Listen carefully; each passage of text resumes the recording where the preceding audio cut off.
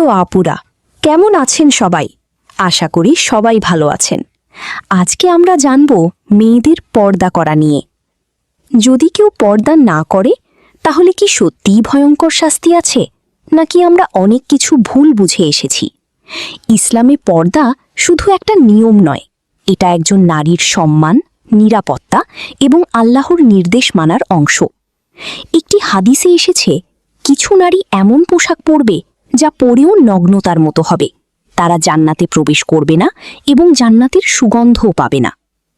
এর মানে এই নয় যে কেউ যদি ভুল করে তার জন্য আর কোনো পথ নেই, বরং এটা একটি সতর্ক বার্তা যাতে আমরা নিজের জীবন ঠিক করতে পারি। যে নারী আল্লাহর জন্য পর্দা করে সে শুধু দুনিয়ায় সম্মান পায় না, বরং আখিরাতে বড় পুরস্কারের আশা করতে পারে। আজ থেকেই যদি আমরা ছোট ছোট পরিবর্তন শুরু করি তাহলে আল্লাহ অবশ্যই সাহায্য করবেন। পর্দা মানে শুধু কাপড় না, এটা একটা ইবাদত। আল্লাহ আমাদের সবাইকে সঠিকভাবে পর্দা করার তৌফিক দান করুন, আমিন। ভিডিওটি ভালো লাগলে অন্য আপুদের ভিডিওটি শেয়ার করে দিন। ধন্যবাদ।